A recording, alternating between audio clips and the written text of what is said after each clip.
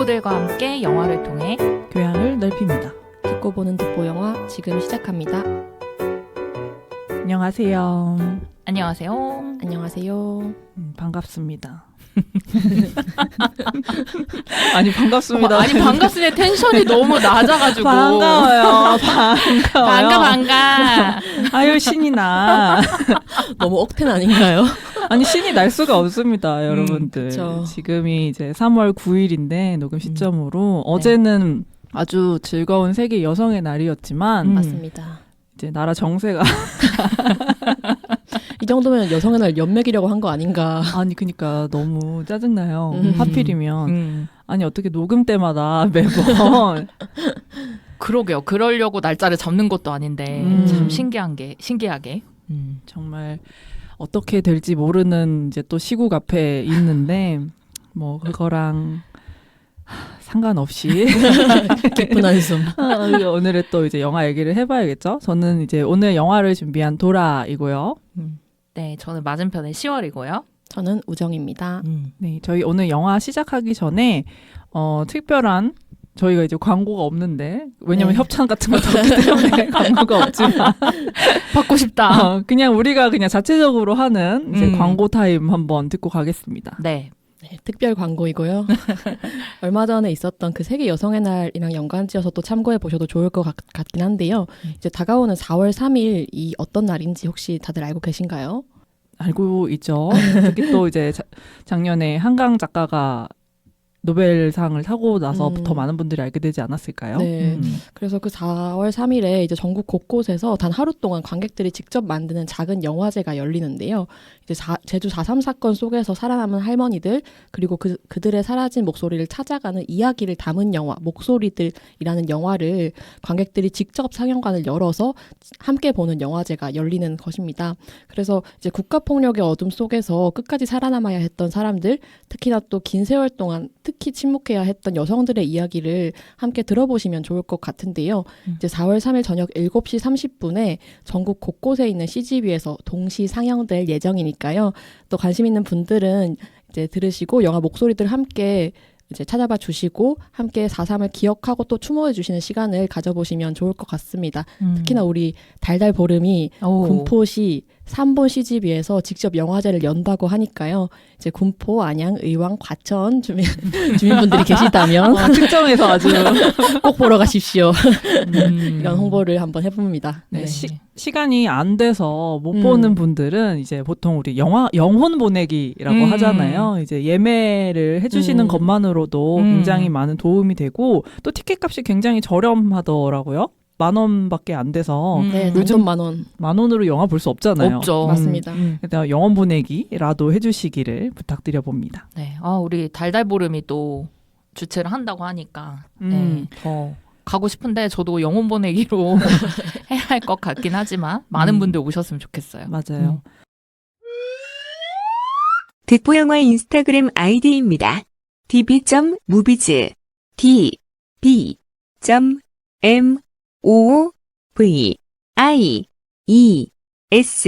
많은 관심 부탁드립니다.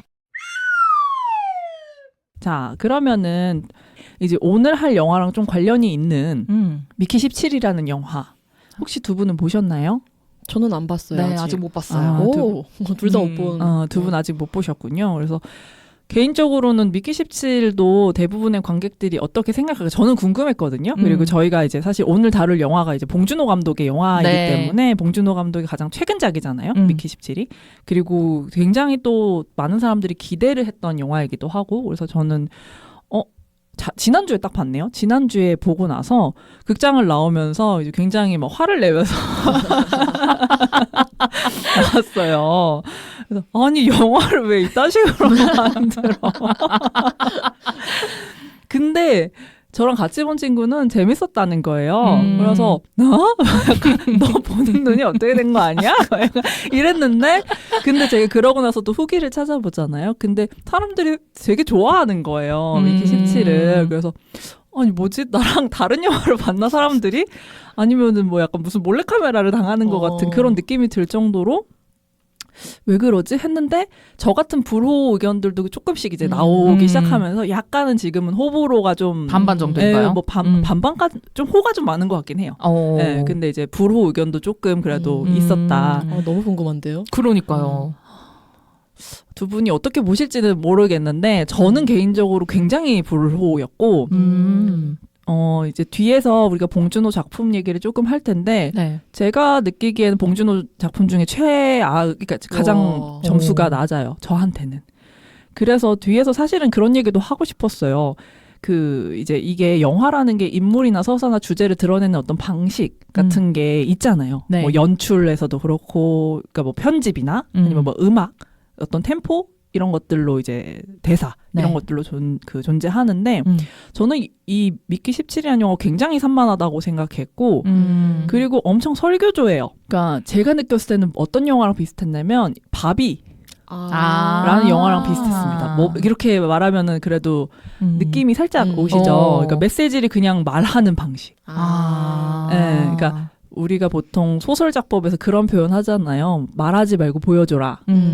계속 말만 그러니까 물론 미키 17이 무조건 그런 건 아니에요. 근데 말을 너무 많이 해요. 제 기준에서는. 그래서 아니 알겠다고 그만 알겠다고 이렇게까지 그러니까 저는 그렇게 영화가 하는 순간 이 영화가 레이어가 다 사라지면서 한 겹의 이야기가 돼버리는 거예요. 물론 이 영화에는 SF고 여러 가지 요소들이 있어서 매력적인 부분도 있지만 저한테는 좀 그런 영화였고요. 심지어는 그런 생각까지 들었어요. 보통 봉준호 감독이 좀 유명한 지점이 막 그 스토리보드와 이거를 영화화할 때 자기가 원하는 장면이 뭔지를 명확하게 알고 찍는다.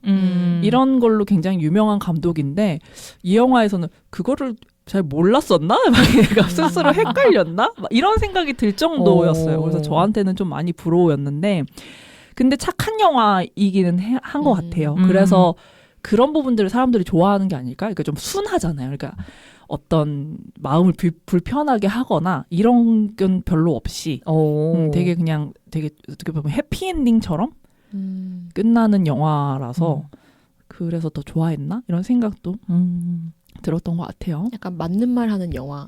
네네네네. 근데 진짜 신기한 부분은 있어요. 이걸 영화를 보시는 분들 아시겠지만 촬영이 2년 전쯤에 끝났는데 그 이후에 벌어진 정치적인 사건들이 들어가 있는 거예요. 우리나라와 미국의 정치적 사건들이 들어가 있어서 무슨 약간 미래를 보는 사람처럼 예언작처럼 진짜 신기해요. 거기서 나오는 그 마크 러팔로가 연기한 독재자 역할로 나오는데 네. 트럼프와 윤석열을 섞어놓은 것 같은 그런 인물이어서 그런 부분에서는 또 약간 공감이 가는 부분도 있죠. 근데 그런 게 그 최근에 그 민주주의는 왜 무너지는가인가? 그 책이 되게 화제가 됐었던 걸로 맞아요. 알고 있는데 네. 그 책이 거의 뭐 예언을 하고 있다고 하더라고. 저도 안 읽어봐서 모르겠지만 그렇게 뭐 위키 17도 그렇고 그 책도 그렇고 그렇게 예언을 할 수 있는 게 이게 어쨌든 개인의 어떤 우발적인 상황이 아니라 굉장히 구조적으로 벌어질 수밖에 없는 상황이었다. 이런 거를 좀 보여주는 것 같기도 하네요. 맞아요. 그리고 역사가 반복되는 것이기도 하고 참 슬프지만. 네, 그러면 이제 오늘의 영화로 이제 좀 본격적으로 들어가 볼까 하는데요. 네. 오늘의 영화는 이제 봉준호 감독의 두 번째 영화 살인의 추억입니다. 네. 두 번째 장편 영화죠. 정확하게 말하면 살인의 추억입니다. 살인의 추억은 2003년 4월에 개봉했고요. 그 개봉 당시에 이제 굉장히 화제가 되기도 했었어요. 왜냐하면 이 영화가 화성 연쇄 살인 사건이라고 하는 실제 있었던 사건을 모티브로 한 실화 극이기 때문인데요. 네. 그래서 영화 줄거리를 간단하게 소개드리면 영화는 이제 1986년 경기도 화성군에서 젊은 여성이 무참히 강간 살해 당한 시체로 발견되면서 시작이 됩니다. 그래서 이제 경찰에서 이제 수사를 시작하고 계속해서 이제 2개월 뒤 그리고 며칠 뒤 계속해서 비슷한 수법의 강간 살인 사건이 이제 발생을 하게 되고요. 이제 그 사건 발생 지역에 특별수사본부가 설치되고 이제 수사본부에서 이제 사건을 추적해가면서 나타나는 이야기인데요. 이제 영화에서 이제 가장 주된 인물은 이제 박두만이라고 이라고 하는 인물 송강호 배우가 연기를 했고 네. 그리고 이제 서울에서 자원에서 온 이제 서태윤 네. 김상경 배우가 연기한 서태윤이라고 하는 역할 이 두 명의 이제 되게 팽팽한 신경전으로 이제 같이 이어지게 돼요. 그래서 용의자가 검거되고 이제 사건이 좀 끝이 보일까 하는데 현장 검증에서 용의자가 범행 사실을 부인하고 아수라장이 되고 하다가 계속해서 이제 좀 헛된 이제 추적을 이제 반복하는데 마지막에 이제 가장 용의자로 볼 법한 인물인 박형규를 발견하게 됩니다. 이제 네. 박해일 배우가 맞아요. 연기한 이제 역할인데 거의 이제 이 박형규라는 인물이 범인일 거라고 생각하고 이제 추적해 나가는데 결국에는 그 박형규도 범인이 아닌 것으로 밝혀졌었고 네. 사건은 이제 그냥 여전히 미제인 상태로 끝나고 형사들의 이제 무능을 보여주면서 영화가 이제 끝나게 됩니다. 사실은 이제 이게 실화를 배경으로 한 영화이기도 하고 워낙 오래됐고 네. 많은 사람들이 봤고 유명한 작품이라서 음. 그 스토리 같은 경우는 많은 분들이 금방 아실 수 있는 내용인데요. 두 분은 이거 원래 보셨었나요? 저는 보긴 했는데 너무 약간 어렸을 때 봤다고 해야 되나? 그래가지고 옛날 영화니까. 네. 기억은 그냥 좀 충격적이었다. 네, 그냥 그 정도로만 기억을 했었는데 이번에 다시 보면서 와 송강호 배우가 눈빛 연기가 그 눈빛이 장난이 아니었구나. 네. 처음 봤을 때는 그런 게 잘 눈에 들어오진 않았거든요. 그냥 왜냐면 그 다루는 사건 자체가 워낙 어렸을 때 받아들이기에는 그쵸. 충격적인 너무 소재였기 충격적이죠. 때문에 네. 그래서 다른 것보다는 그냥 되게 충격적이다. 이 정도로만 느낌을 가지고 있었던 영화였는데 너무 연기들을 잘 했던 영화였구나. 다시 한번 좀 느꼈던 것 같아요. 우정은 저는 봉준호 영화를 사실 거의 많이 안 본 편인 것 같아요. 막 뭐 물론 기생충이나 옥자나 뭐 이 정도 봤지만 많이 안 본 편이어서 이것도 이번에 처음 봤었고 그래서 20년 전 영화를 아주 새로운 시선으로 볼 수 있었어요. 근데 확실히 내가 그동안 안 봤던 이유가 있었구나 하는 느낌을 받았어요. 어떤 면에서? 보기가 너무 힘들었어요. 오늘 약간 저는 비판 담당인데 보기가 너무 힘든 영화였어요. 좋아요. 자, 영화에 대한 감상 조금 더 이제 네. 구체적으로 얘기하기 전에 방금 이제 10월에 잘 얘기해 주신 배우 배우 송강호에 네. 대해서도 한번 이제 얘기해 볼까 하는데 송강호는 그냥 너무 명실상부한 대한민국의 약간 그 대표 배우 같은 느낌이잖아요. 맞아요. 연기도 너무 잘하고 딱히 크게 논란도 없었고 사실 송강호도 봉준호랑 같이 좀 이 대감독으로 이제 올라온 맞아요. 동안 같이 대배우로 올라온 약간 둘이 뭔가 영혼의 콤비 같은 느낌이 좀 맞아요. 있어요. 맞아요. 서로 또 애칭으로 부르잖아요. 아세요? 몰라요. 몰라요. 애칭이 뭐예요? 봉준호가 송강호를 송쏘러 송송 이렇게 부르고 애칭 너무 긴데요. 송강호가 봉준호를 봉보러 봉봉 이렇게 불러요. 아저씨들 진짜 귀엽죠, 아저씨들? 너무 길다. 근데 어쨌든 약간 예측은 했으나 실제로 음성으로 들으니까 더 충격적이네요. 네, 그게 영상도 있어요. 심지어 찾아보시면 영상인데 되게 귀엽습니다. 두 사람이 이렇게 만나가지고 서로 인사하고 얘기하는데 네. 그래서 두 사람의 케미가 굉장히 또 잘 맞아떨어진 영화죠. 이 이후로도 이제 괴물에서도 그쵸. 같이 작품을 하고 기생충에서도 그리고 설국열차에서도 설국열차. 설국열차가 송강호의 또 미국 어떻게 보면 할리우드 데뷔 작품 같은 거기도 하잖아요. 거기서도 이제 봉준호와 함께했다. 영혼의 콤비다. 그렇네요. 그리고 이제 방금 말씀드린 그 봉준호 감독이 이제 우리가 오늘 많이 얘기를 해볼 것 같은데, 우리나라 대표 감독이고요. 봉준호는 이제 예술성 그리고 오락성 그리고 대중성과 독창성을 모두 인정받은 이제 우리나라에서뿐만 아니라 이제는 세계적인 거장 감독이죠. 그래서 이제 반대로 또 우리나라 대표 감독하면 누가 있습니까? 박찬욱 감독. 네, 박찬욱은 그렇지만 대중성은 인정받지 못했어요. 맞아요. 예술성은 굉장히 인정받고 있지만 그래서 이 둘의 차이가 무엇일까? 또 저도 되게 많이 생각해보곤 하거든요. 왜냐하면 박찬욱의 최고 스코어가 몇인가요? 한 500은 넘었나? 내가 지금 너무 낮게 하나? 공동경비구역 JSA가 제일 높은 거 아니야? 이렇게 생각될 정도로 이제 뭐 봉준호는 뭐 1000만도 넘었고, 그쵸. 예, 1000만 넘은 영화가 2개인가요? 아무튼 그 정도 되고 워낙에 이제 그 대중들이 많이 보는 영화라면 박찬욱 감독은 이제 약간 물론 그 정도로 유명하지만 약간은 시네필의 취향에 좀 잘 맞는 영화들을 만드시는 것 같아요. 그래서 아가씨가 최고긴 하네요. 어떤 거? 아가씨가 아가씨가 몇 명이에요? 아가씨가 430만. 500이 안 되고. 아이쿠야. 유유 더 낮았다. 아가씨가 최고군요. 좋습니다.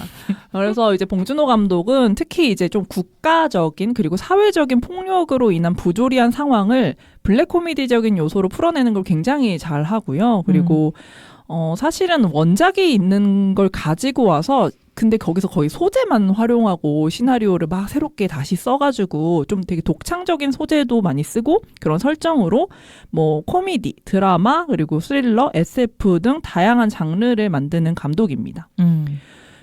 가장 성공한 작품은 역시 기생충이라고 네. 할 수 있는데 기생충은 2019년에 이제 개봉을 했고 국내외 영화제하고 뭐 시상식에서도 그렇지만 2020년 아카데미 시상식에서 각본상, 국제영화상, 그리고 감독상, 작품상 4관왕을 달성을 와. 했었던 기록이 있습니다. 네, 그때 이제 너무 세계적인 이슈였어가지고 우리나라도 막 난리가 났었죠, 그때.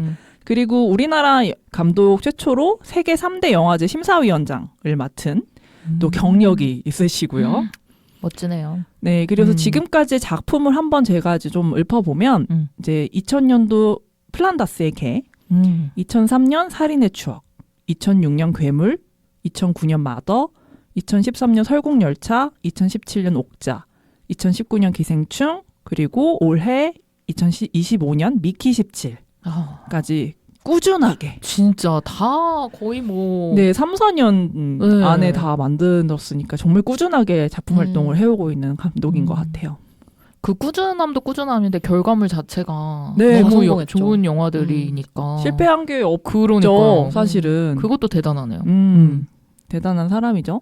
그리고 이제 또 유명한 업적 중에 하나는 이명박 박근혜 정부의 문화예술계 블랙리스트 명단에 오르는 좋은 아주 업적을 또 이루셨거든요. 참 아티스트네요. 그렇죠.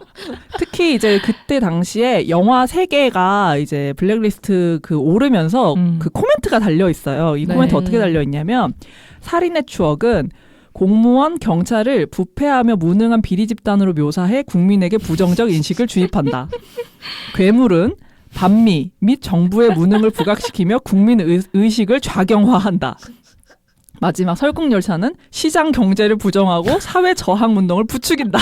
이런 식으로 블랙리스트에 오른 이유가 너무 정확하게 다 써져 있어요. 이제 이거를 보면 우리한테는 약간 별점 맛집 약간 이 정도로 작품성이 훌륭하겠군. 너무 이렇게. 영광이네요. 네, 영광이죠. 기분이 좋을 것 같아요. 자, 두 분은 혹시 영화에서 가장 기억에 남는 배우 있으신가요? 이 역할에 이 배우가 되게 나한테는 좀 눈길을 끌었다. 시월은 아까 그 송강호 얘기해주긴 했지만 네. 네, 또 있었나요? 송강호 배우랑 그리고 저는 박해일 배우도 네, 그 박현규 인물을 진짜 잘 살린 것 같아요. 그리고 힌트가 사실은 이제 뭐 손이 부드럽다? 이 이제 멘트가 나오잖아요. 그쵸. 근데 뭔가 그게 딱 박해일 배우라면? 그런 부드러운 손을 가지고 있을지도. 약간 그런 거랑 뭐 그 되게 연기를 잘 역에 맞게 했던 것 같고, 그리고 저는 계속 향수기로 기억을 한 거예요. 그 배우.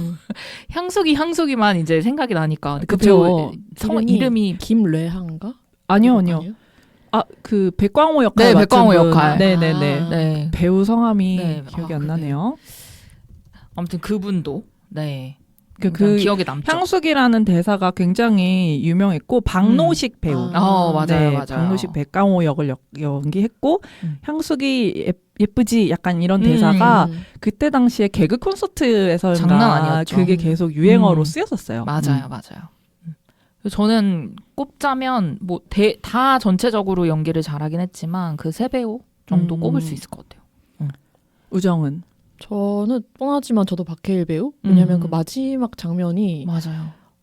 그 뭐지? 내 눈을 봐라고 하면서 그 눈이 클로즈업 될 때 이 표정이 되게 다양한 감정들이 읽히기도 하고 그 퍼펙트 데이즈의 마지막 장면이 좀 생각나기도 하고 그래서 되게 철길에서의 장면 말씀하시는 네네네네. 거죠? 그게 마지막 장면이 맞나요? 아니죠. 마지막 장면은 그 거의, 송강호가 다시 네. 그러니까 미래에 송강호가 그 논밭에 돌아오는 그러네요. 그게 마지막 그러네. 장면이죠. 그 마지막 후반부로 달려가는 네네네네. 중에 달려가는, 그 맞아요. 철길에서 클로즈업 되는 장면이 되게 인상 음. 깊어서 박해일 배우가 가장 인상 깊었습니다. 네, 사실은 이제 답정너처럼 제가 물어본 건데 왜냐면 사실 이 영화에서 제가 이 영화를 중학교 3학년 때 봤어요. 극장에서 처음 보고 저도 이제 굉장히 충격을 먹었었는데 저는 이제 좀 두 가지 충격이었던 것 같아요. 네. 어쨌든 이런 끔찍한 사건이 벌어졌다라는 걸 그전에는 몰랐거든요. 맞죠. 그거에 하나 놀랐고 두 번째로는 이 작품에 대해서 충격을 받았던 것 같아요. 왜냐하면 그 당시에 저는 영화라는 걸 거의 모르는 중학교 3학년이니까 그런 애가 이 영화를 덜컥 보고 나서 이게 뭐지? 이런 충격을 먹었던 것 같아요.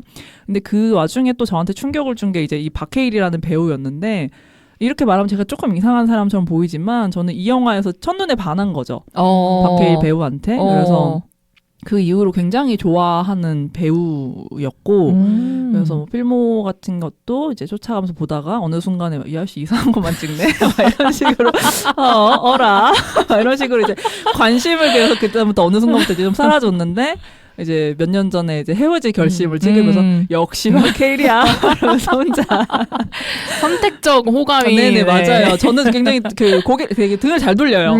누가 뭘 잘못하면 난 쟤 좋아한 적이 없어 이런 식으로도 하고. 근데 아무튼 저는 지금도 꽤 좋아하는 배우고 그 마스크가 굉장히 독특하다고 좀 느꼈고 맞아요. 그리고 이 당시에 그래서 촬영할 때도 봉준호가 박해일을 굉장히 그 외모를 이제 그 외모를 막 찬사를 보내면서 뭐 비누 냄새 나는 변태라던가 이런 약간 좀 별명 같은 말들이 이때 당시에 이제 좀 붙었었던 게 있죠. 그래서 이 이후로도 근데 되게 다양한 역할을 많이 했어요. 뭔가 막 질투는 나의 힘이라던가 국화꽃 향기 그리고 뭐 인어공주를 이런 거를 찍으면서 뭔가 되게 뭐 첫사랑의 이미지를 굳혀가다가 갑자기 연애의 목적 변태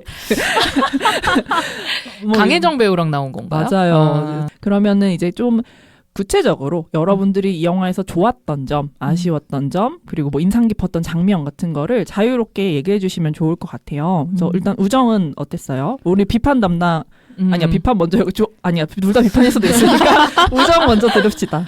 저는 일단 좋았던 거는 그 시대 배경이랑 교차되는 부분들이 되게 좋았던 것 같아요. 이따가도 이야기를 하겠지만 사실 그 시대에 대한 텍스트들을 지금의 내가 계속 뭐 여러 가지 방면을 접해도 그 시절을 살아내지 않으면 모르는 감각 같은 것들이 있잖아요. 근데 그래서 그런 컨텐츠들은 저는 많이 노출되면 노출될수록 좋고 또 다양한 이야기들을 읽게 되니까 되게 예를 들면 뭐 경찰 병력을 요청했는데 이제 거기 가서 못 오고 뭐 그 장면 시위를 진압하느라 못 오고 뭐 시위에 진압하는 장면이 짧게 나오기도 하고 그렇게 교차되는 부분들이 되게 좋았던 것 같고 그러면서 저 때 진짜 저렇게 누명 쓴 사람들이 얼마나 많았을까. 맞아요.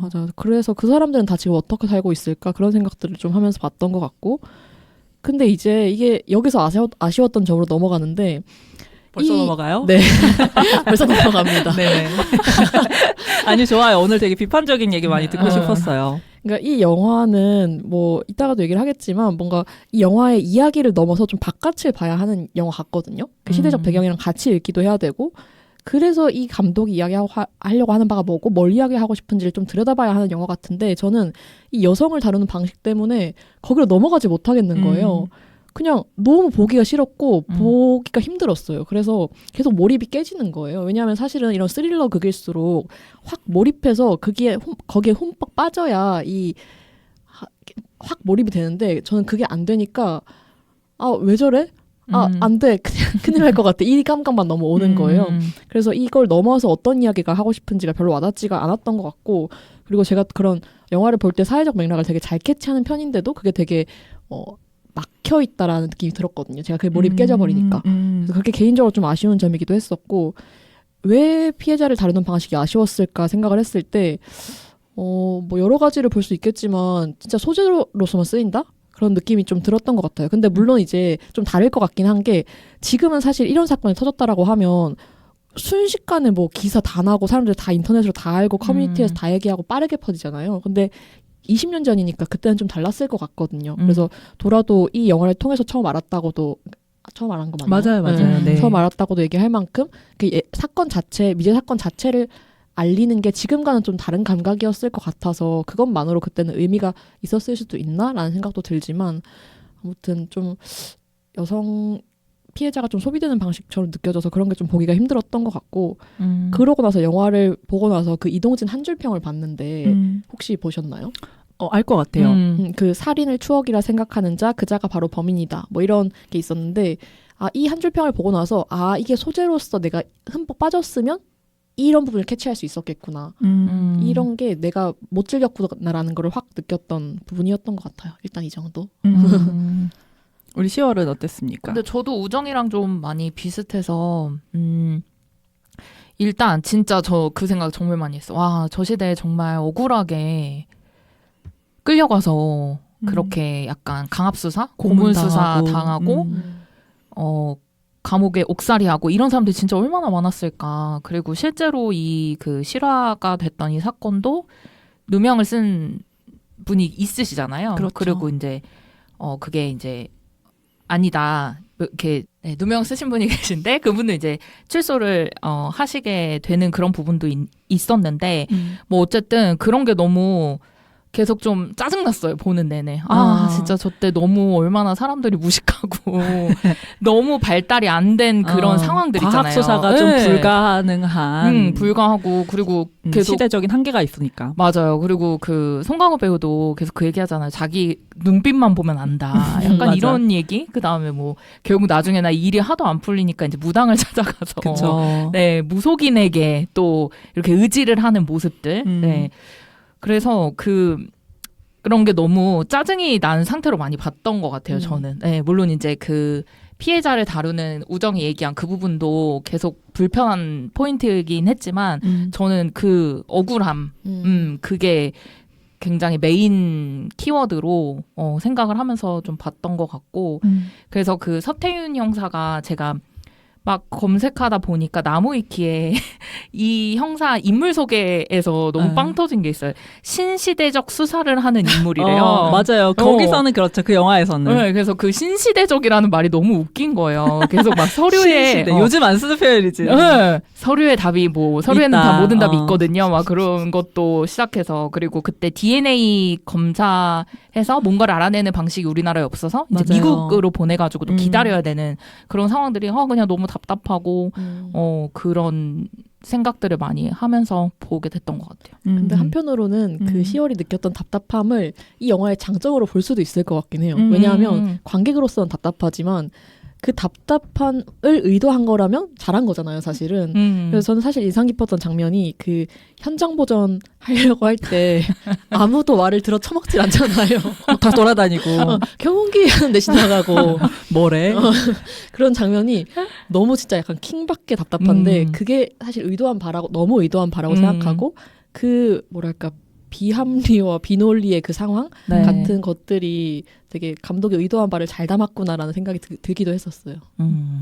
이게 이제 아무래도 이 사건이 실제 일어났을 때는 1986년이잖아요. 네, 그러니까 그렇죠. 이제 우리가 다 태어나기 전에 벌어진 사건이에요. 그러니까 이제 그때 당시에 이제 수사의 현실이 그랬던 거죠. 우리나라에 그렇게 아까 말했던 것처럼 과학수사는 당연히 불가능하고 그렇게 말도 안 되게 그냥 사건을 종료시키기 위해서 그냥 아무나 막 용의자라고 데려와서 그렇게 고문해서 그냥 진술 자백 받아내는 방식으로 했던 게 실제로 다 있었던 일이고 현장 보증이 안 돼가지고 증거물 같은 것도 많이 이제 사라졌던 것도 맞고 그래서 그게 이제 당연히 영화적인 연출로도 이제 그 답답함도 있겠지만 실제로 현실이 그랬다.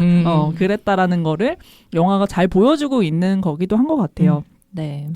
제가 아마 듣보 녹음할 때 저 그 인생 영화라고 표현 안 하고 저는 서랍 영화라고 표현을 하는데 그 서랍 영화 이제 5개 중에 되게 오랫동안 갖고 있었던 5개 중에 하나가 살인의 추억이거든요. 네. 그래서 특히 그 당시 봤을 때 제가 너무 충격을 받았다고 했잖아요. 그래서 그 또 보고 극장에서 한 번 더 보고 그리고 극장에서 안 봐도 이제 그 이후로 그냥 혼자서 집에서 아주 많이 봤어요. 와. 지금까지도 제가 가장 많이 돌려본 영화일 거예요. 퍼즐덩을 제치고. 대단한데요, 퍼즐덩을 제쳤다면. 그렇죠? 왜냐면은 네. 산의 추억은 되게 오랜 시간 동안 이제 보고 또 보고 보고 또 보고 했으니까 퍼즐덩은 뭐 1년 만에 한 12번 본 거지만. 근데 어쨌든 산의 추억을 안 본 지 저도 이제 되게 몇 년이 된 거예요. 왜냐면 너무 옛날 영화기도 하고 그 이후로 좋은 영화들이 많이 나오기도 했고. 네. 그리고 이제 어느 순간부터 저도 그 영화가 불편해진 거죠. 이제 왜냐면 저는 이제 봉준호 감독의 영화를 보면서 어느 순간부터 그렇게 생각했던 것 같아요. 봉준호가 여성을 다루는 방식에 대해서 많이 이제 저도 생각을 하게 됐고, 물론 그 사건을 다루는 이제 영화가 만들어질 수는 있어도 방식에 대해서 이 사람이 적절했는가라고 하면 저도 그렇지는 못하다고 생각을 하게 되는 거예요. 이 얘기는 뒤에서 조금 더 해보겠지만, 네. 어쨌든 그래서 진짜 오랜만에 다시 본 영화인데, 왜냐면 저는 미키 17을 해볼까 했었거든요. 근데 보고 나서 아까도 말했듯이 아이씨 짜증나네 이래서 네. 두 번 보고 싶지가 않은 거예요. 미키 17을 두 번은 봐야 이제 영화로 좀 할 수 있을 텐데, 그래서 일단은 나의 서랍을 약간 정리해보기 위해서 이 영화를 다시 보고 잘 보내줘야겠다 이런 마음으로 선정을 좀 했어요. 그리고 봉준호라는 감독에 대해서 다시 보고 싶기도 했었고요. 그래서 어쨌든 다시 선정을 했는데 네.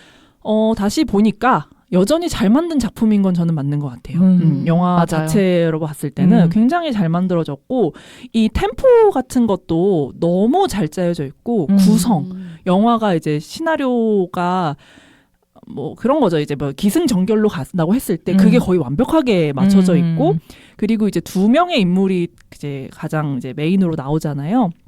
박두만과 이제 서태윤 네. 형사가 나오는데, 이 둘이 사실은 처음에 엄청 다른 인물이잖아요. 여기는 뭐 눈빛만 보면 안다고 하는 막 이 땅덩어리가 좁아서 이제 발로 뛰어다니면 된다라고 하는 박두만 형사와 서태윤은 이제 서울에서 신시대적 수사를 하는 이제 서울에서 온 형사여서 막 서류를 굉장히 중요하게 생각하고, 이 약간 말도 안 되는 이 논리, 억지 같은 거를 다 한심하게 여기잖아요. 네. 그래서 자기는 이제 그 증거라던가 기록을 가지고 계속 추적하고자 하는 이런 인물로 나오는데, 이 두 명이 이제 거의 반대 방향으로 바뀌어요. 마지막에. 맞아요. 서태윤이 서류 이제 이건 다 거짓말이야 이런 식으로 던져버리고, 박두만 나름대로의 내면의 변화를 겪으면서 자기가 갖고 있었던 그 범인 용의자 사진 같은 수첩 막 찢어버리고, 그걸 어떻게 보면 깨달은 거죠. 이 사건은 나의 어떤 그런 기존에 하던 그 수사 방식의 범위로는 절대 잡을 수 없다라는 거를 인식한 사람이기도 하고,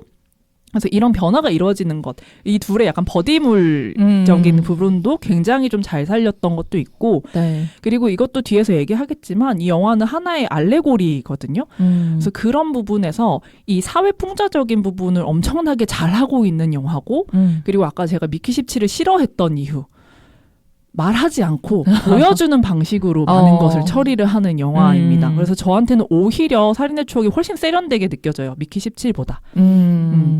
근데 이것도 그냥 하나 힌트가 될지는 모르겠지만, 미키 17에서 여성을 다루는 방식이 굉장히 많이 바뀌었습니다. 봉준호가. 그래서 그런 부분은 희소식이죠. 어쨌든 이 영화에서 지금 봐도 너무 잘 만들었다 싶은 장면들이 굉장히 많은데, 특히 아까 그 우정이 짧게 얘기해줬었던 그 논두렁 씬. 그게 그 완전 초반에 나오는 씬이에요. 그래서 두 번째 피해자를 발견한 그 현장이거든요.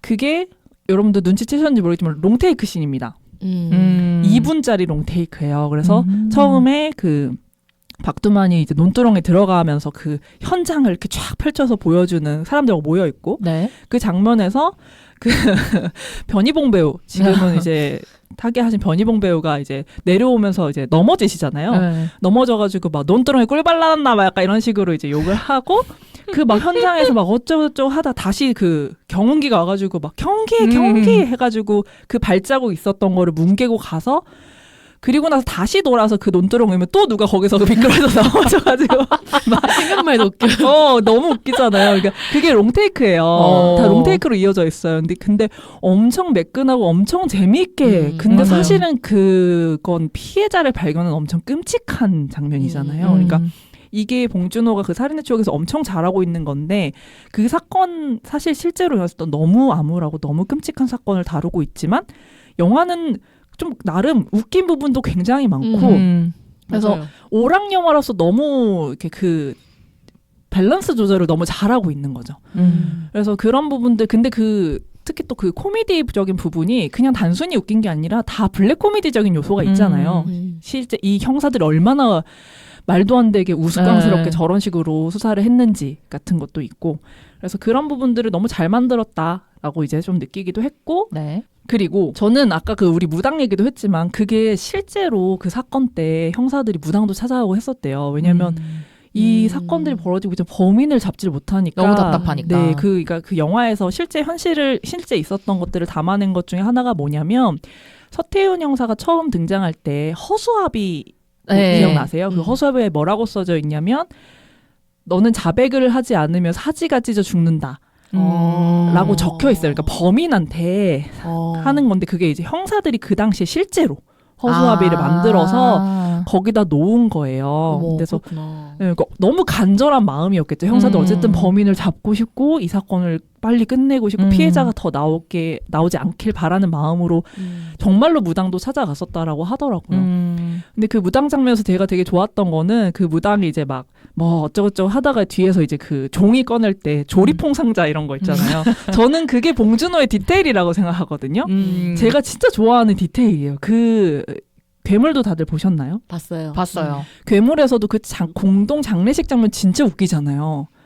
근데 너무 오래돼가지고 잘 저도요. 기억은 안 나는데. 그렇구나. 네. 그게 이제 막 거기서 걔네들 가족들이 막 싸워가지고 막 약간 난장판이 나는 건데 사실은 진짜 슬픈 장면인데 그런 뭔가 되게 우리나라에서만 볼 수 있는 되게 아주 소소하게 웃긴 부분들을 엄청 잘 그래서 봉준호의 별명이 봉테일이기도 하잖아요. 맞아요. 저는 그 조리뽕 상자가 너무 웃긴 거예요. 그래서 막 그런 부분들 같은 것도 야 역시 봉준호다 이런 거를 좀 느끼기도 했었고 그래서 이제 봉준호가 사실은 이제 미국에서도 작업을 하고 한국에서도 작업을 하지만 특히 한국에서 작업한 작품들은 어쨌든 자기가 살아온 사회에 대해서 그리고 자기가 계속 지켜봤던 그런 이 사람 사회학과잖아요. 네. 그래서 그런 문제들에 대해서 이제 그릴 때 마치 좀 소묘하듯이 작업을 하는 것 같아요. 그러니까 굉장히 섬세하게 아주 구체적인 것을 막 이렇게 그려가면서 작업을 하는 것 같거든요. 화가라고 친다면.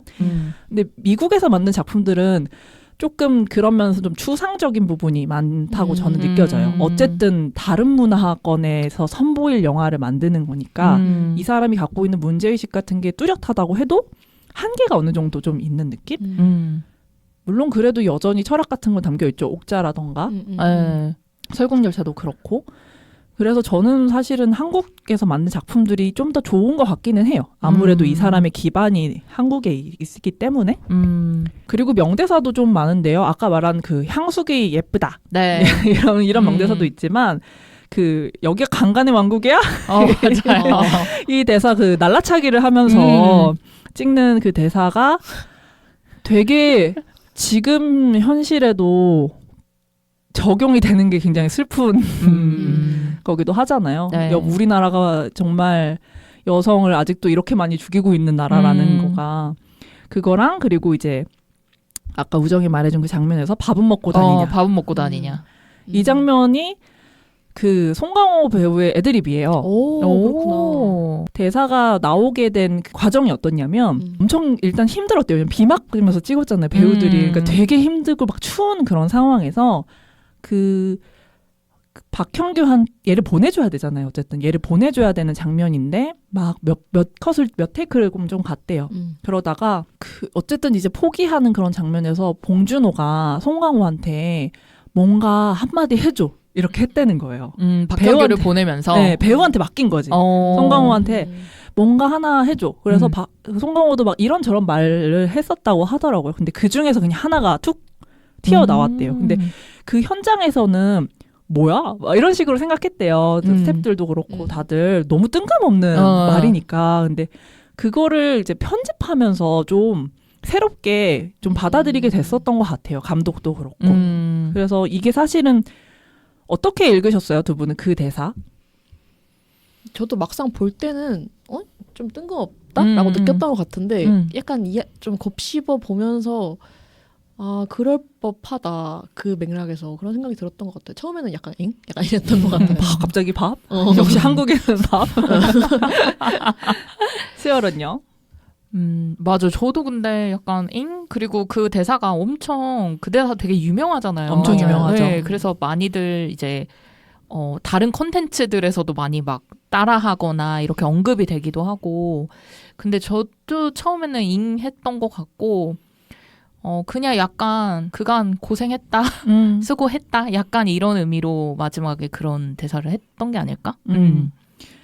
이제 뭐 사실 뭐 여러 가지로 받아들일 수 있는데 제가 받아들이기로는 일단은 범인한테 하는 말 같기도 하잖아요. 왜냐면 그게 클로즈업이고 막 이런 짓을 벌여놓고 밥은 먹고 다니냐? 라는 질문 같기도 하고 그리고 박형규한테 어떤 연민 같은 거를 느껴서 너 밥은 좀 먹고 다니니? 이런 식의 대사? 그래서 약간 좀 이중적으로 읽힐 수 있는 것 같아서 그리고 영화에서 가끔 그렇게 되게 이상한 부분들이 나오면 어떤 여백 같은 게 생기면서 저는 되게 좋아지는 게 좀 있거든요. 네. 그래서 그 대사가 좀 그런 역할을 했었던 것 같아요. 그 장면이.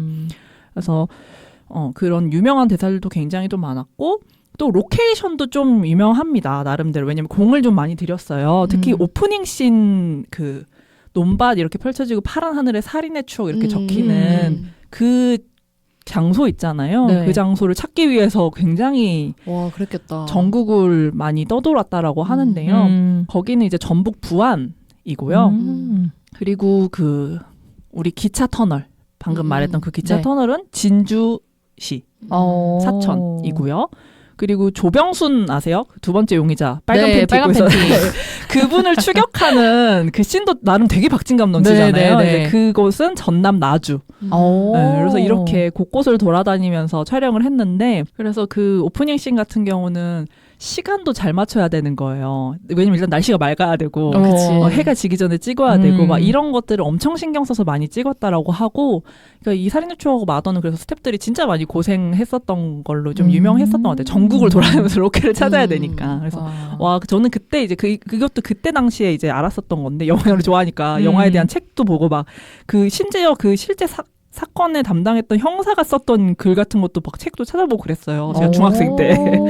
막 이랬으니까 그래서 그때 알았는데 그때 처음으로 아 영화를 만드는 사람들은 그렇게 하는구나라고 생각했던 것 같아요. 저런 장면 하나하나에 막 뭐 전북을 가고 전남을 가고 이렇게 하는구나 이런 생각을 했었던 것 같습니다. 그 영화의 디테일 중에서 저는 이 사람이 진짜 디테일이 살아있구나라고 느꼈던 게 그 다리를 지나가면서 기차가 위에 싹 지나가는 장면이 있잖아요. 근데 기차가 지나갈 때 기차가 빨간색인데 이 영화에서 어쨌든 빨간색이 되게 주요하게 등장을 하는데 그 기차가 싹 지나갈 때 그 밑을 막 뛰어 지나가는 장면을 보면서 저거 몇 번 촬영했을까? 저거 다시 촬영하려면 기차 올 때까지 기다려야 되잖아요. 그치. 맞아요. 그래서 와 정말 계산을 많이 하고 촬영했겠다 이런 생각을 했던 것 같아요. 맞아요.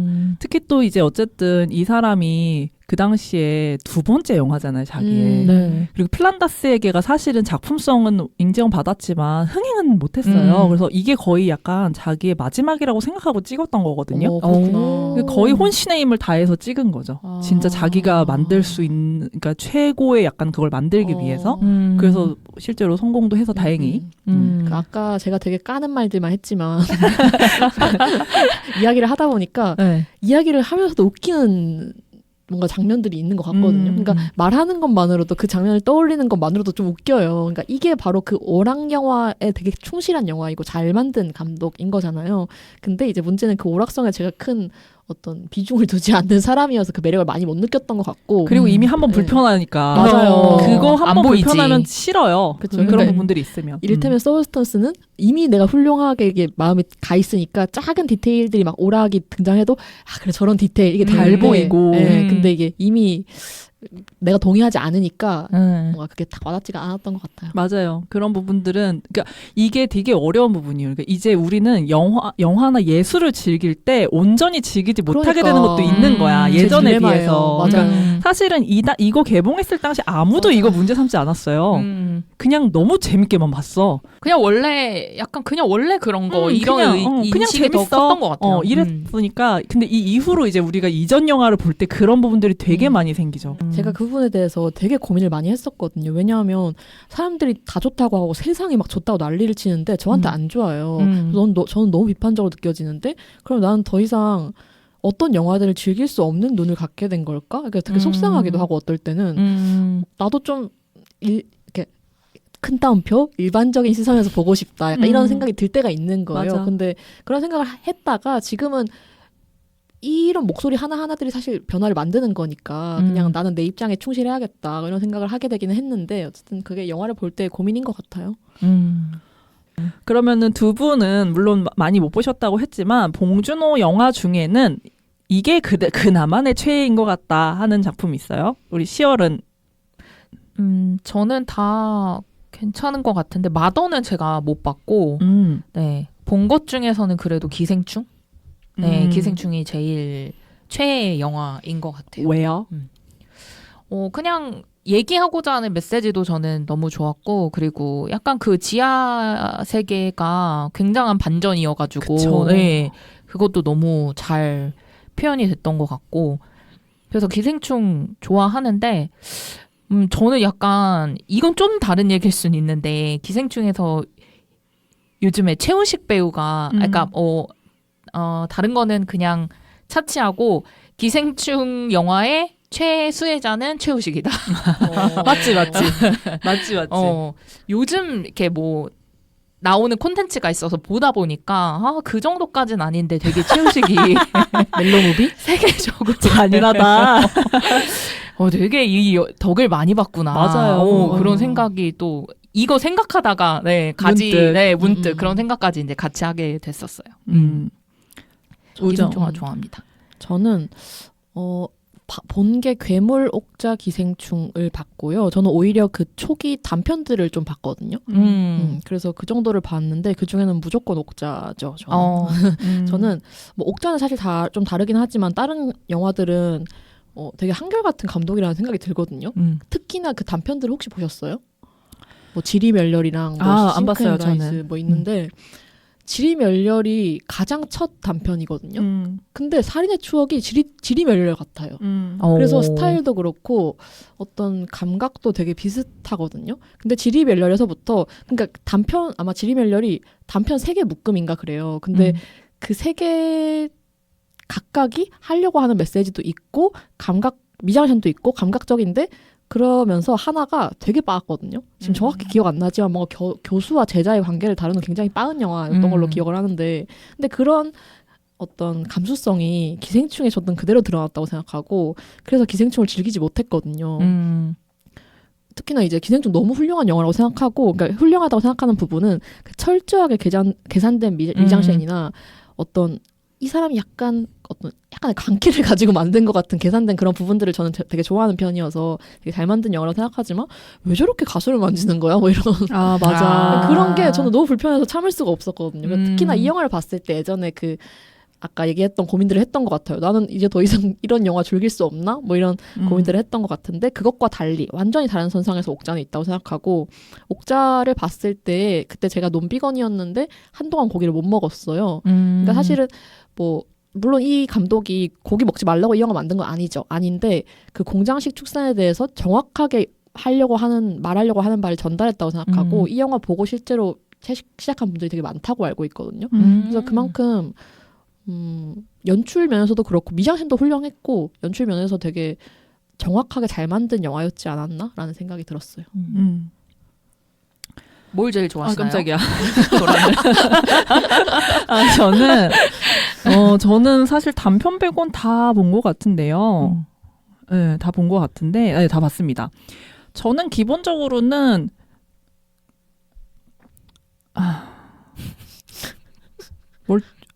살인의 추억이 근데 제일 잘 만든 것 같아요. 저는. 그리고 역시 서랍 영화군요. 역시 서랍 영화. 역시 그럴 만한 이유가 있었다. 그리고 괴물도 잘 만들었다고 저는 개인적으로 생각하고요. 괴물 진짜 잘 만들었다고 생각해요. 그리고 마더가 약간 봉준호 감독의 작품 중에 조금 결이 살짝 달라요. 왜냐면 봉준호 감독은 저는 서늘함은 좀 없다고 생각하거든요. 그러니까 이 사람 물론 있어. 뭔가 그 날카로운 부분이 있는데 봉준호 감독의 그 기존 작품들하고 좀 다른 서늘함이에요. 마더가. 근데 마더도 불편한 장면이 너무 많아요. 근데 그런 부분이 있어서 엄청 다 독특하게 느껴지는 작품이고요. 이 사람의 그 작품들을 이렇게 나열해 봤을 때. 그리고 이제 미국 시리즈들 설국열차, 옥자, 미키 17 중에는 옥자가 제일 잘 만들었다라고 생각하긴 해요. 근데 저는 옥자는 2번 못 봐요. 저한테도 옥자가 제일 힘든 힘든 그러니까 영화죠. 정서적으로 힘들어요. 정서적으로 힘들고 인간이 죽든지 말든지 상관없는데 그리고 설국열차는 좀 아쉽긴 해도 괜찮았던 것 같아요. 그렇지만 저 밑에 미키 17이 있다. 다시 한번 얘기해 보고요. 이제 봉준호 영화 이제 우리 스타일에 대해서 간단하게 좀 얘기하고 싶은데 봉준호 영화는 크게 키워드가 질주와 반전을 얘기할 수 있을 것 같아요. 기본적으로 굉장히 질주하는 스타일이에요. 영화가 이렇게 스토리를 끌고 갈 때 그게 또 이제 약간 사람들을 되게 푹 빠져들게 만드는 부분이 있거든요. 살인의 추억 같은 경우도 어쨌든 이 범인을 추적해 나가는 그 과정에서의 그 시퀀스들이 굉장히 잘 짜여 있어요. 첫 번째 용의자, 두 번째 용의자. 되게 명확하게 그것들이 백광호를 쫓아갈 때랑 아까 말한 그 빨간 팬티 조병순을 쫓아갈 때 그리고 박형규가 그러니까 이게 페이지가 완전 딱딱딱딱 달라지면서 어떤 전개가 되거든요. 그러니까 이런 질주. 근데 그 마지막에 뭐가 있냐면 반전이 항상 있어요. 살인의 추억이 좀 더 독특한 지점 중에 하나는 미제로 정말로 풀리지 않고 끝난다라는 거거든요. 그거는 물론 실제 사건이 그랬기도 하지만 대부분의 영화는 어떤 사건을 다룰 때 이제 종결을 하는 경우가 많아요. 근데 이거는 그렇지 않게 끝났어요. 그게 어떤 하나의 이제 우리의 기대를 약간 꺾어내는 그 반전이기도 하고 기생충 같은 경우도 막 달려가잖아요. 왜냐면 이 집안 사람들이 사기를 쳐서 거기 부잣집에 들어가서 막 가정부로도 일하고 하는 맞아요. 걸 하다가 그 띵동이 시작되면서 이게 완전히 확 꺾이는 그 장면. 실제로 내가 영화가 하려는 이야기는 이거야. 계단 밑의 이야기야. 이 계급에 대한 이야기야. 같은 거가 있고 또 괴물도 뭐 말할 필요가 없죠. 괴물도 이 엄청나게 정말 그 괴물과 함께 우리가 달려가다가 거기서 이제 또 한 번 그 실제 그 괴물과 같이 지내는 그 딸의 모습을 보여주면서 이렇게 확 꺾이는 부분들이 있습니다. 그래서 이게 연출적인 어떤 특성이라고 좀 할 수 있고 근데 이게 또 초기작하고 약간 그 후기작하고 스타일이 좀 바뀌어요. 그 어떤 게 좀 바뀌냐면 약간 그러니까 좀 그 전까지는 좀 되게 명확한 폭력에 대해서 얘기를 한다면 예를 들면 살인의 추억 같은 경우는 그 박정희 군사정권에 대한 얘기이고 실제로 군합발을 한 형사가 이제 용의자들인가 사람 시민들을 막 짓밟고 하는 그런 폭력 그리고 괴물 같은 경우는 정부가 이제 은폐한 그 사건에 대해서 다루면서 네. 그 이제 미국과 함께 한 그런 폭력들이 있는가 하면 사실 후기작이라고 할 수 있는 뭐 기생충이라던가 뭐 설국열차라던가 이런 것들은 아주 명확한 폭력은 아니에요. 왜냐하면 다들 아시겠지만 이성균의 가족이 잘못한 게 없거든요. 사실 없잖아요. 걔네는 그냥 조여정이랑 이성균의 그 집안은 그냥 자기들 잘 살고 있었고 문제없이 살고 있었는데 얘네가 쳐들어와가지고 어떻게 보면은 피해까지 당한 입장이잖아요. 근데 여기에 숨어져 있는 그 계급의식 같은 게 있는 거죠. 그래서 이게 좀 어떤 문제를 바라보는 그 시선? 아니면 다루는 방식 같은 게 되게 구체적이고 명확한 폭력에서 좀 되게 은은한 어떤 그런 계급 간의 의식이라던가 그런 부분으로 바뀌었다. 그리고 미키 17도 약간 그런 편입니다. 후기작이니까 이런 것들가 좀 스타일이 바뀌었다라고 할 수 있고요. 전두환 노태우 맞아요. 맞죠? 네, 맞아요. 제가 헷갈렸어요. 죄송합니다. 자, 그러면 이제 좀 이 사회 정치적인 맥락 그리고 그런 텍스트로서의 영화 살인의 추억을 한번 좀 얘기해 볼까 하는데요. 아까도 제가 이 영화는 되게 커다란 전두환 정권을 얘기하는 알레고리로 작용을 하고 있다라고 얘기했습니다. 그래서 두 분이 혹시 영화에서 그렇게 좀 찾은 부분들이 있는지 얘기해 주시면 좋을 것 같아요. 우정? 근데 이 알레고리로서 작동한다라고 하는 게 어떤 현실적인 예를 들어서 뭐 영장 발부 없이 뭐 어떤 수사를 한다거나 이런 되게 그런 현실적인 어떤 사건과 상황을 이야기하는 건지 아니면 은유로서 그걸 이야기하는 건지가 좀 헷갈리긴 했었어요. 아, 일단은 그냥 자기가 발견한 거를 자유롭게 얘기하셔도 돼요. 두 가지를 모두 있다면. 그런 것들 그리고 뭐 그 이제 뭐 실제로 불법적으로 행해지는 부분도 있겠지만 그 시나리오를 다 짜놓고 연습시키고 뭐 고문하고 뭐 그런 부분들 그리고 뭔가 약간 은유적인 부분들은 용구죠 이름이. 맞아요. 용구가 통제가 안 되잖아요. 계속해서 그냥 폭력의 발차기가 무조건 나 먼저 날아가는. 정말 그 발차기가 나올 때마다 진짜 왜 저러지 하게 되는 미쳤나? 그 답답함이 사실은 그 시대의 그 폭력성 같은 것 같아서 그런 게 좀 읽혔던 것 같아요. 10월은 저도 비슷해요. 계속 얘기했던 강압수사, 그 다음에 형사들이 무능한 모습들, 그리고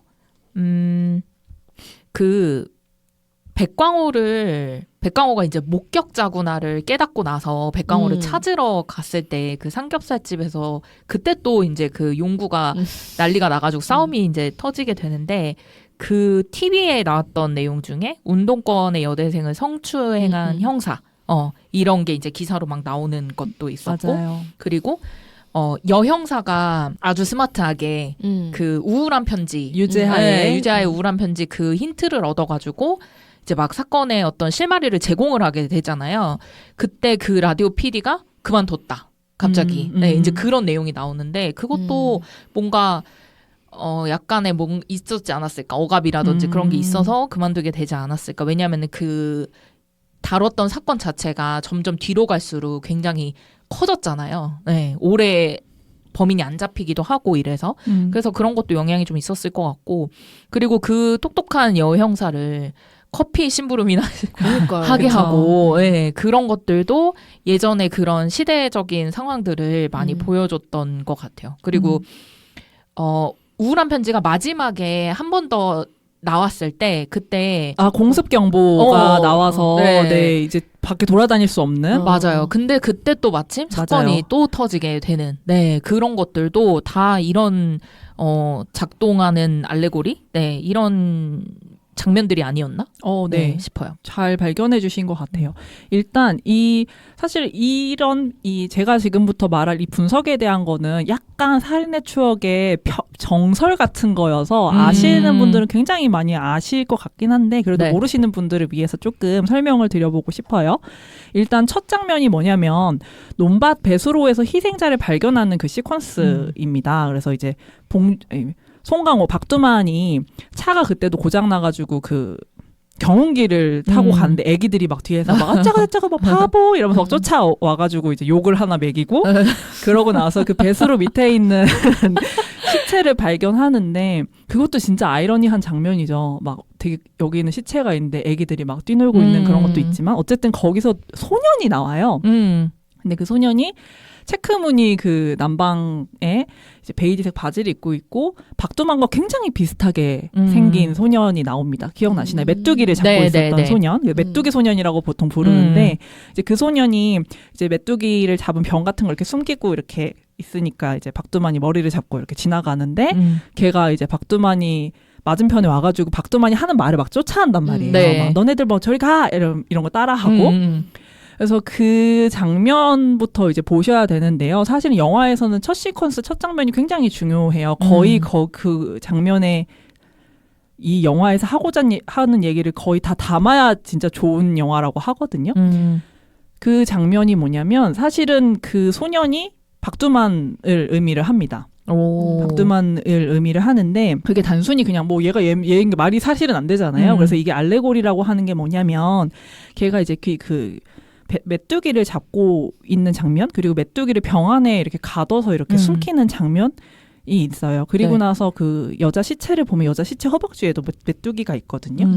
이것이 지금 들으면 되게 억지스럽게 느낄 수는 있지만, 그때 당시에 그 전두환 정권을 의미합니다.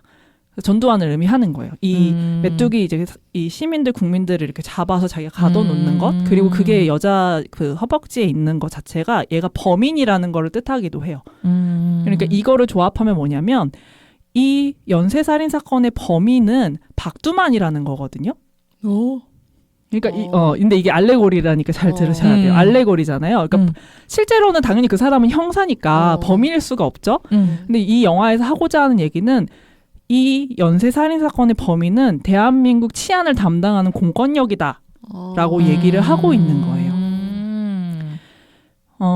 그런 장면들이 이제 계속해서 그 다음부터 나오게 되는데 예를 들면은 두 분이 다 말씀해주신 뭐 공습 경보라던가 아니면 시위 진압하는 그 김래아 배우가 연기한 그 형사, 군홧발로 사람들을 짓밟는 그 형사 같은 경우가 계속해서 그런 역할들을 하고 있어요. 그 아까 말씀해주신 영화 속에 등장한 뉴스는 부천서 강간 사건이라고 하는 실제 있었던 사건인데 그게 뭐냐면 시위하다가 경찰서에 잡힌 여대생이 있었어요. 근데 그 여대생한테 운동권 선배 위치를 이제 막 어딨어? 이런 식으로 물으면서 그때 당시에 경찰이 성고문하고 강간했던 사건이거든요. 그게 이제 음식점에서 뉴스로 나오니까 그 거기서 술 먹고 있던 여자들이 막 저 형사들 다 잘라버려야 돼 이런 식으로 말을 해요. 맞아요. 왜냐면 열받으니까. 그걸 듣고 그 조용구가 그걸 듣고 이제 열받아가지고 그 소주병으로 TV를 깨고 거기 있는 여자들을 또 패기 시작하잖아요. 뭐 패고 그 얘기도 했잖아요. 너 교수랑 했지? 막 이러면서 교수랑 했지? 이런 얘기 하잖아요. 그거 자체가 이 공권력이 사실은 이 시민들을 패고 그렇게 강간하고 하고 있었다라는 걸 보여주기도 하고 또 어쨌든 거기서 조용구는 그 군홧발로 질밟는 정말 이 그때 당시 전두환 정권의 대표적인 그냥 그 상징 인물로 나오거든요. 근데 그러고 나서 조용구가 어떻게 됐죠? 못에 찔려서 찔려서 다리가 되죠. 절단되잖아요. 그 앞에 거기 있었던 손님들이 잘라버려야 돼라고 얘기한 게 그렇게 이어지기도 하고요. 진짜 잘라버리는 그때 군홧발을 잘라버리는 그 비유가 되기도 하고 또 이제 그 희생자 중에 백강호 이제 피의자였다 이제 희생자가 됐죠. 백강호 같은 경우는 어쨌든 초동 수사에서 증거 확보가 안 됐는데 걔 운동화 가지고 찍어가지고 몰고 가는 거잖아요. 그래서 그때 당시에 폭력 고문 수사로 이제 범인을 몰고 가서 결국에는 걔가 기차에 치여서 죽이고 그 피를 박두만이 이렇게 덮었어. 그죠? 손에도. 그거 자체가 이제 이 폭력적인 치안 공권력으로 인한 희생자를 보여주는 거기도 하고요. 실제로 그 사건에서 그런 식으로 용의자를 몰고 당한 사람이 자살하는 사건이 있었어요. 그래서 그 실제 인물을 모티브로 만든 인물이었고요. 또 이제 어떤 장면이 있냐면 되게 이건 또 웃긴 장면인데 그 유재하의 우울한 편지 가지고 와서 그 권기옥 형사가 얘기할 때 이제 송강호가 그걸 비웃죠. 박두만이 그걸 비웃으면서 뭘 주장하냐면 무모증을 주장합니다. 아시죠? 그러니까 거시기에 털이 없는 놈들을 잡아 걔네들이 범인이다. 이것도 진짜 웃기잖아요. 털이 발견되지 않았다. 네, 근데 그걸 또 뭐라고 표현해요? 빽대가리라고 표현해요. 털이 없어서. 근데 그걸 이제 막 얘기할 때 의자를 끄고 가가지고 그 음악을 끄면서 빽대가리 이런 식으로 얘기를 하거든요. 그 장면에 뭐가 나오냐면 경찰서에 있는 여기 액자에 전두환 사진이 나와요. 그 빽대가리가 이 대머리 전두환 대머리잖아요. 그걸 의미하는 거거든요. 그래서 이 빽대가리가 범인이다라고 하는 거가 또 이제 그런 은유가 또 있고요. 그리고 두 분 그 백강호 사실 사건이 이제 막 이제 진전이 안 되고 있을 때 서태윤하고 박두만이 이렇게 얼굴 엎드려서 백강호는 그걸 어떻게 알았을까? 이런 식으로 막 대화하는 장면이 있어요. 그때 잘 보시면 박두만이 신문 같은 걸 깔고 있는데 그 신문이 누가 있냐면 영부인인 이순자가 나옵니다. 그래서 그 기사 사진이 있고 박두만이 거기에 손가락을 갖다 대고 있는데 뭐를 짚고 있냐면 바카스 뚜껑을 짚고 있어요. 그러니까 그런 장면들이 감독이 이걸 왜 만들었을까를 생각해야 되거든요. 그러니까 그 바카스 뚜껑을 이렇게 손가락으로 쥐고 있는 거 보면 약간 반지처럼 보여요. 그래서 이순자랑 박두만은 결혼한 사이다. 그러니까 박두만이 전두환이다. 라는 거를 의미를 하는 거거든요. 그래서 그런 식의 장면들도 이제 연출된 것들도 있고요. 그리고 박두만과 서태윤의 이름 자체가 전두환과 노태우 이름과 굉장히 또 유사한 의미도 있고요.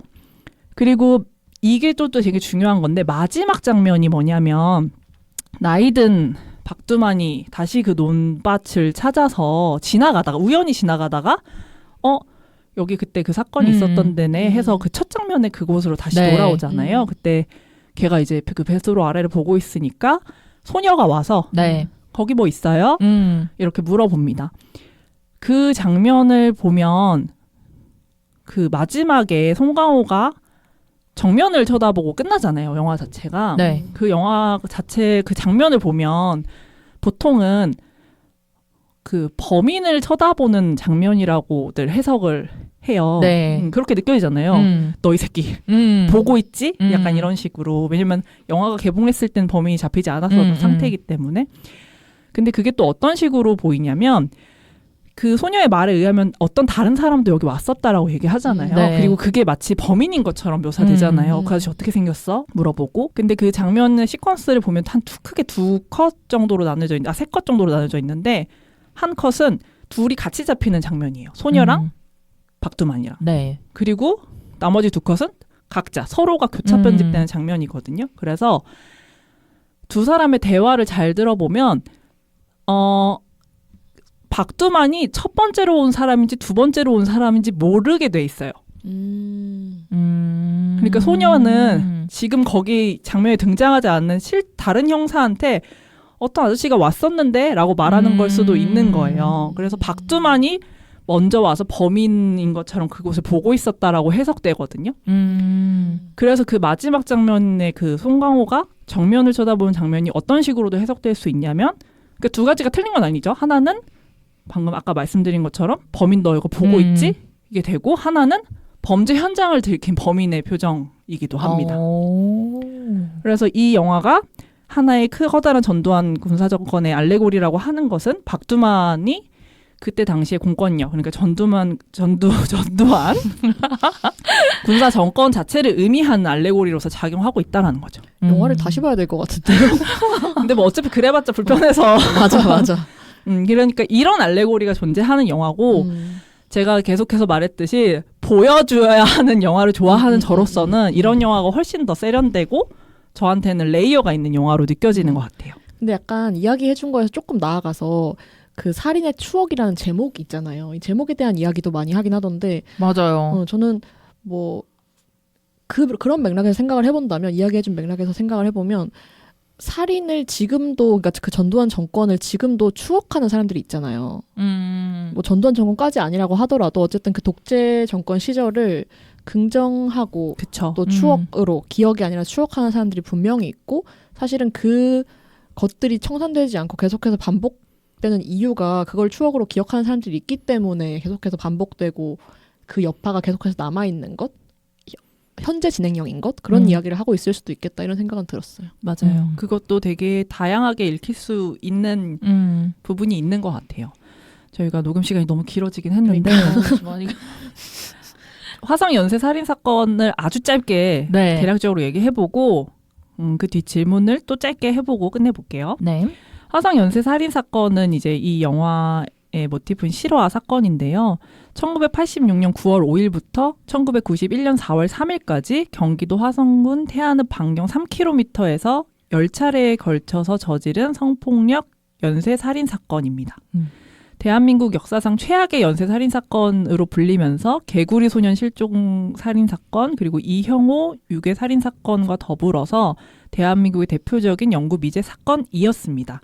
과거형이 된 이유는 2019년에 실제 범인이 잡혔기 때문입니다. 네. 범인 이름은 이제 이춘재라고 하는 사람이고, 사실 그 당시에 이미 깜빵에 있었어요.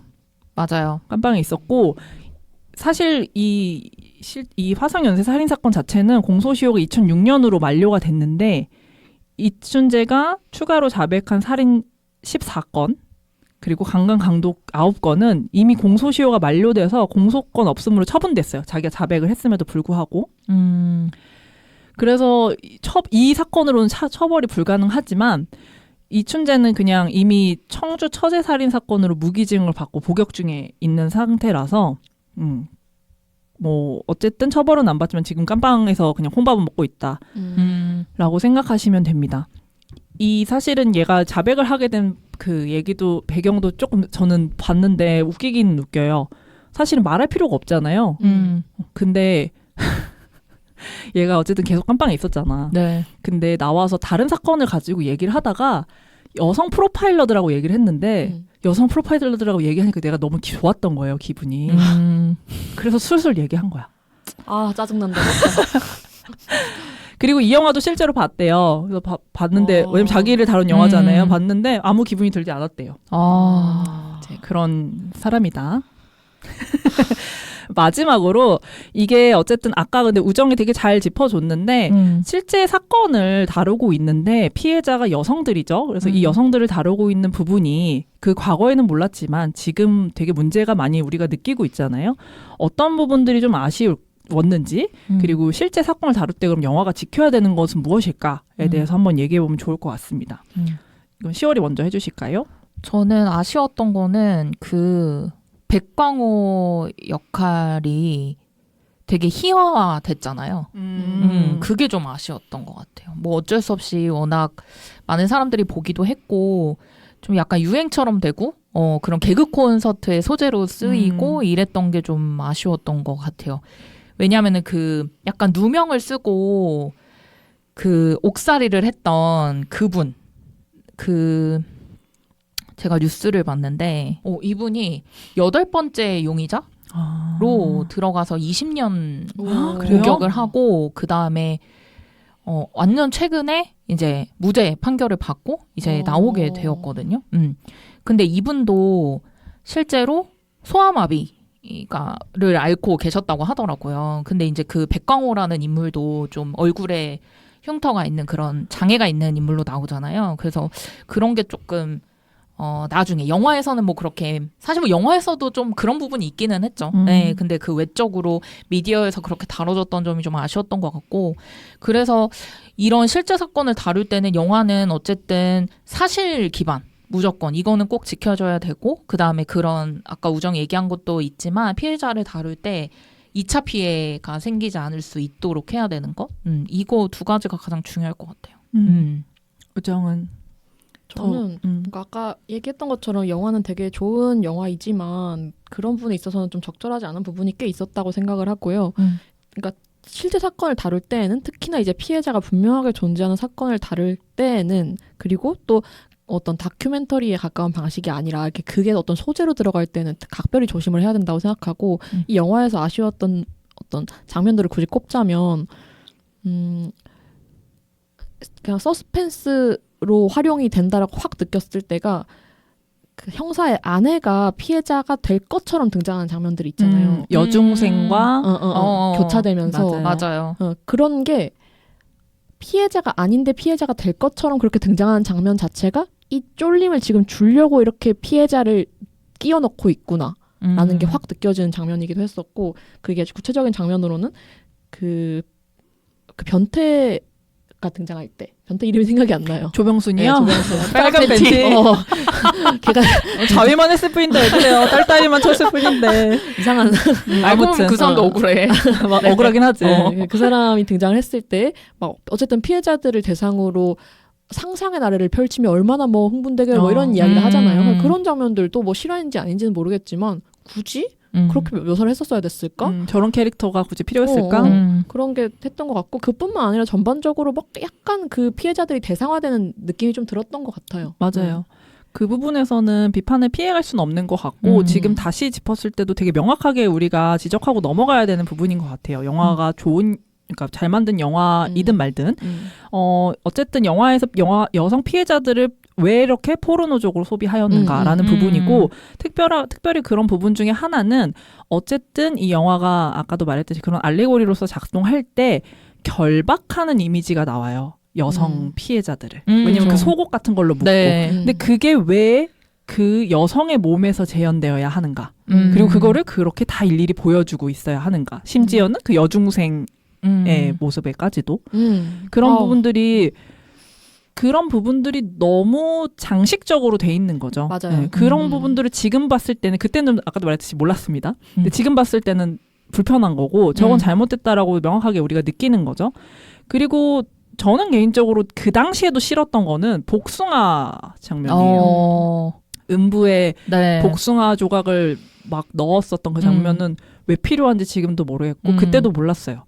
근데 그때는 뭔가 심오한 뜻이 있겠지 이런 식으로 생각했지만 여전히 없는 것 같고 정말 쓸데없는 것 같고 그냥 물론 어떤 잔인함을 말하기 위해서 이 범인의 그런 거겠지만 필요 없다고 생각합니다. 지금도. 그리고 뭐 여기에 나온 그 권기혁 형사가 뭐 빨간 원피스 입으니까 뭐 제 예쁘네 막 이런 식으로 맞아요. 이제 희롱 같이 하는 장면들 같은 경우도 사실은 뭐 필요 없죠. 필요 없죠. 네.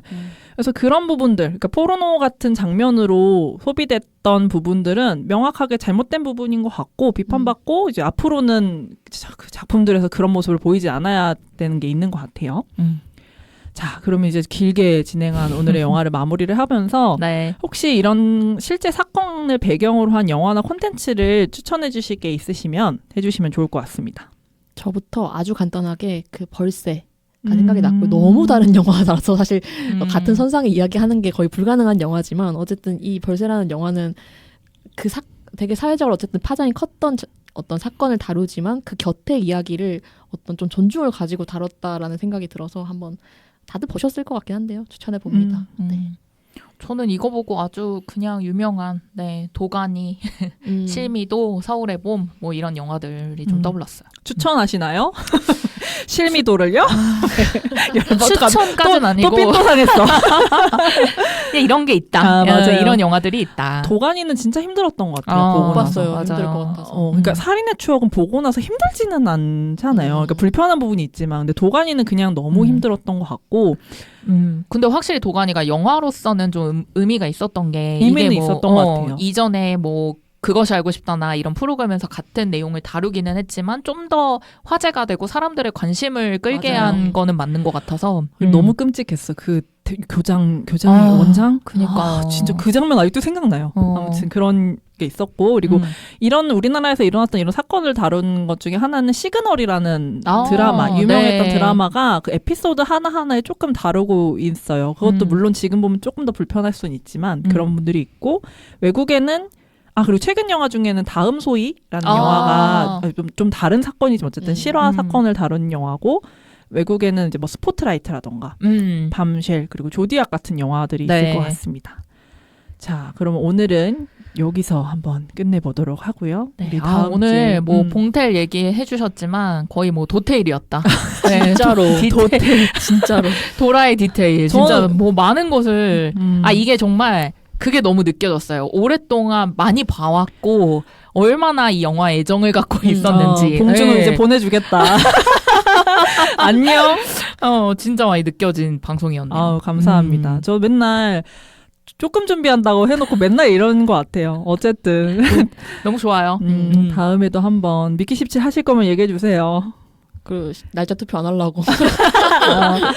다음에 한번 또 다음에는 또 다음 더 좋은 영화가 또 있더라고요. 영화로 한번 찾아뵙도록 하겠습니다. 네. 그럼 안녕. 안녕.